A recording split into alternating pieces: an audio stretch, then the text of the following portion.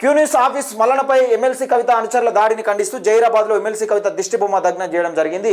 ఇక్కడ ఏ మహిళల గురించి మాట్లాడినావు కవితక్క, ఏ మహిళల గురించి మాట్లాడినావో, నువ్వు ఏ మహిళల గురించి అసభ్యకరంగా పదజాలం వాడుతూ తీన్మార్ మల్లన దూషించిండని మాట్లాడినావు, అదే మహిళలు నీపైన చర్యలు తీసుకోమని complaint. Welcome to our channel, నేను మీ Venkatesh. Welcome to our channel. Zaheerabad సాక్షిగా ఏదైతే తీన్మార్ మల్లన మాట్లాడిన మాటలు పెను దుమారంగా తీసుకున్నారో, ఈ తీన్మార్ మల్లన మాట్లాడిన కవితకు సంబంధించి ఏ మీటింగ్లో అయితే జహీరాబాద్ సాక్షిగా ఎక్కడ మాట్లాడిండో నిజంగా అక్కడి నుంచే నిజంగా నిరసనలు ఇప్పటికి కూడా ఆగడం లేదు. జహీరాబాద్ నుంచి ముఖ్యంగా మనకు తీన్మార్ మల్లన టీం రాష్ట్ర కమిటీ మెంబర్ నగేష్ ముదిరాజుతో మనం మాట్లాడే ప్రయత్నం చేద్దాం. అసలు ఎక్కడ ఏం జరిగింది, ఆ రోజు ఏం మాట్లాడిందని మనం కీలకంగా విన్నాం. కానీ తీన్మార్ మల్లన వెంటే ఉన్న రాష్ట్ర కమిటీ మెంబర్ మాటల్లో మనం క్లియర్గా వినే ప్రయత్నం చేద్దాం. అయితే ఇప్పటికి కూడా అక్కడ ఏ మహిళల గురించి మాట్లాడింది, ఏ మహిళల గురించి నిజంగా గొప్పగా మాట్లాడుతూ ఉన్నది కల్వకుంట్ల కవిత గారు, ఏ మహిళలకు ఉద్ధరిస్తామని మహిళా లోకం గురించి మాట్లాడుతూ ఉన్నది. ఇక ఒక్కొక్క మహిళ పేడ్ బ్యాచ్ కొందరు ఉన్నారు. దాన్ని మీకు కొన్ని అంటే తీన్మార్ మల్లన పేరు కూడా తెలియకుండా కొందరు పేడ్ బ్యాచ్ని తీసుకొచ్చి తీన్మార్ మల్లన మీనికి ఏదో ప్రయత్నం చేస్తూ ఉన్నారు, కానీ సక్సెస్ కాలేదు అది. ఎందుకంటే సరే మల్లన్న ఏం చేసిండు తెలంగాణ ప్రజానికానికి తెలుసు, మల్లన్న ఏం మాట్లాడిండు అనేది క్లియర్గా మార్నింగ్ న్యూస్లో ప్రతిరోజు ఏ రోజు ఆ రోజు వినిపిస్తూనే ఉన్నాడు. కానీ కొందరు పేడ్ బ్యాచ్ని తీసుకొచ్చి నిజంగా ఏదైనా భజన కార్యక్రమం మొదలుపెట్టింది. ఎందుకంటే సీన్ రివర్స్ అయిపోయింది కదా, తెలంగాణ రాష్ట్ర వ్యాప్తంగా ఒక్కసారి కవితక్క దిష్టి బొమ్మలు దగ్ధం చేయడంతో సీన్ రివర్స్ అయిపోయింది. దీన్ని పూడ్చుకునేలా ఏదో ఒక కార్యక్రమం చేయాలి, మల్లన్న మీద బదనం చేయాలి, మల్లన్నను బట్టగలిసి మీదేసే ప్రయత్నం చేయాలి. నిజంగా మహిళలతోని అంటే సెంటిమెంట్ పరంగా అన్నట్టు, అంటే మహిళల జోలికి వస్తావా, తీన్మార్ మల్లన నీ సంగతి చూస్తావా అంటే పాపం వాళ్ళకు తీన్మార్ మల్లన పేరు తెలుస్తలేదు. ఆ వీడియో మేము తర్వాత మంచిగా ఉంటుంది, అది ఆ తర్వాత చూస్తా. అయితే జహీరాబాద్ సాక్షిగా తీన్మార్ మల్లన ఏం మాట్లాడిండు, అసలు ఇప్పటికక్కడ ఏం జరుగుతుంది ఒకసారి చూసే ప్రయత్నం చేద్దాం. క్యూనిస్ ఆఫీస్ మల్లనపై ఎమ్మెల్సీ కవిత అనుచరుల దాడిని ఖండిస్తూ జైరాబాద్లో ఎమ్మెల్సీ కవిత దిష్టిబొమ్మ దగ్నం చేయడం జరిగింది. ఇక్కడ ఏ మహిళల గురించి మాట్లాడినావు కవితక్క, ఏ మహిళల గురించి మాట్లాడినావో, నువ్వు ఏ మహిళల గురించి అసభ్యకరంగా పదజాలం వాడుతూ తీన్మార్ మల్లన దూషించిండని మాట్లాడినావు, అదే మహిళలు నీపైన చర్యలు తీసుకోమని కంప్లైంట్ ఇస్తా ఉన్నారు. ఇగో ఈ మహిళలే. అయితే ఇక్కడ రాష్ట్ర కమిటీ మెంబర్ నగేష్ ముదిరాజు మనతో అయితే ఉన్నాడు, ఒకసారి మాట్లాడే ప్రయత్నం చేద్దాం. ఏదేమైనప్పటికీ అక్కడ ఇక దిష్టిబొమ్మల దగ్ధం చేసిరు. నీ గౌన్లు సన్నగా దాదాపు 33 జిల్లాలలో 33 గౌన్లు కాలిపోయినాయి కావచ్చు, ఇప్పటి కాలుతూనే ఉన్నాయి. ఇంకా నీ కథ గట్టు ఉన్నది. కవిత గారు, నువ్వు గౌరవప్రదమైన ఎమ్మెల్సీ పోస్ట్లో ఉండి నిజంగా ఎట్లా మాట్లాడుతున్నావు అంటే ఆ రకంగా మాట్లాడినావు. ఏదేమైనప్పటికీ నీ దిష్టిబొమ్మ దగ్నం అయింది. ఇక్కడ ఒకసారి నగేష్ ముదిరాజు ఏమంటుంది చెప్పు.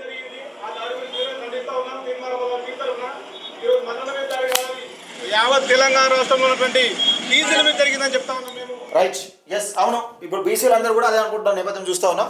యావత్ తెలంగాణ ప్రజానికమైన జరిగిన దాడిగా తెలంగాణ ప్రజలు గుర్తిస్తున్న నేపథ్యం మనం చూస్తూ ఉన్నాం.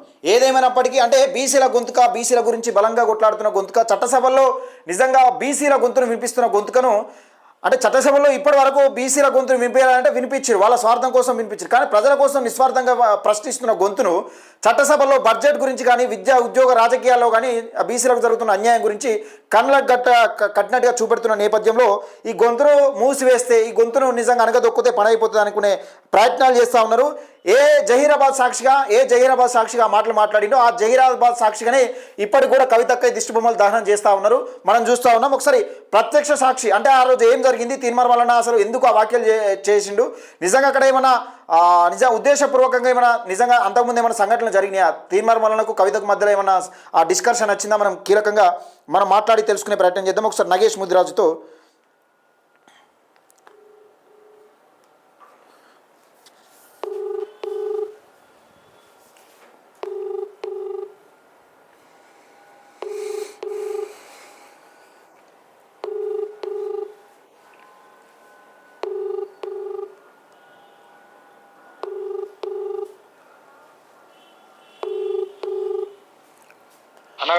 అన్న నమస్తే, లైవ్లో ఉన్నా.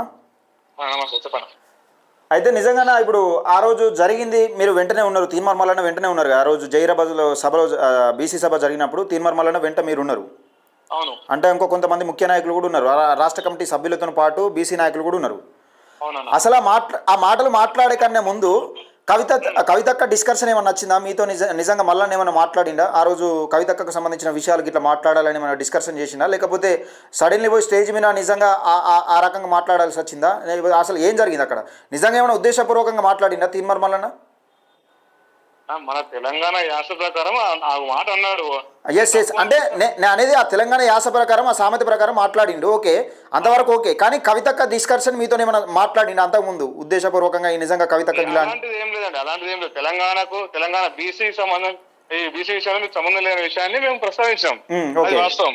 ఈ బీసీ ఉద్యమం ఉబ్బెత్తున ముందుకు వస్తుందనే ఉద్దేశంతో కావాలని కుట్ర చేసి మా మీద, అంతే. ఓకే, మల్లన్న మీద కుట్ర పన్నారు అంతే. అంటే ఆ రోజు మీరు ప్రత్యక్షంగా మీరు అన్న వెనుకనే ఉన్నారు ఆ రోజు మాట్లాడేటప్పుడు? అవును. అంటే ఏం జరిగింది ఇంకా ఆ వాటలు కాక ముందు జరిగింది ఏమైనా ఉన్నదా? అంటే ఒక సంఘటన కవితక్కకు సంబంధించి ఇటువంటి వాక్యాలు చేస్తున్నారు అని మీరు మల్లన్నకి ఏమన్నా సందేశం చెప్పిరా? మీరేమన్నా చెప్పిరా గిట్లా మాట్లాడుతుందని? అలాంటిది ఏం లేదు. విషయం ఏంటంటే యాక్చువల్గా కవిత అంటే రాజకీయ కోణంలో మాట్లాడాను అంతే తప్పితే వేరే ఉద్దేశంతోనే ఏం లేదు. వేరే ఉద్దేశం ఏం లేదు. వేరే ఉద్దేశం మాకెందుకండి, అంటే మేము చేసుకుంటూ పోతున్నాం. ఓకే. ఇప్పుడు కూడా జహీరాబాద్ సాక్షిగా నిరసన కార్యక్రమం చేపడుతూనే ఉన్నాం. రోజుకు ఒక దిష్టి బొమ్మ దహనం చేస్తా ఉన్నాం. ఇంకా ముందు కూడా చేస్తూనే ఉంటాం. ఇప్పుడు వచ్చే ఎంపీటీసీ జెడ్పీసీ ఎలక్షన్ లో కూడా మా బీసీ సత్తా ఏదో చూపిస్తాం. ఇది మాకు పునాది లాంటిది. ప్రతి ఒక్క అభ్యర్థి కూడా మా సలహాలు సూచనలు ఇస్తాం. తీన్మార్ లాంటి ఏ ఎలక్షన్ వచ్చినా సరే వీళ్ళు మనకు కీలక పాత్ర పోషిస్తాం. ఈ రోజు ఆత్మగౌరవం అని చెప్తా కవిత. అసలు ఆత్మగౌరవం అంటే ఏంది? ఈ రోజు ఢిల్లీ లిక్కర్ కేసులో దొరికి ఢిల్లీలో మన తెలంగాణ ఆడపడుచుల ఆత్మగౌరవం తాకట్టు పెట్టావు. అవును. అయితే విషయం ఏంటంటే తెలంగాణ ఆడపడుచులకు మీరు క్షమాపణ చెప్పాలి ఫస్ట్. నేను ఒక మాట అంటే ఆత్మగౌరవం ఉంది, మా తెలంగాణ ఆడపడుచులు మానవభావాలు దెబ్బతిన్నాయని చెప్తా ఉన్నావు. మరి లిక్కర్ కేసులో దొరికినప్పుడు మా తెలంగాణ ఆడపడుచులది ఆత్మగౌరవం దెబ్బతినలేదా? మరి ఫస్ట్ మీరు తెలంగాణ ఆడపడుచులకు, మా అక్క చెల్లెళ్ళకు మీరు క్షమాపణ చెప్పాలని చెప్తాను కవిత గారికి.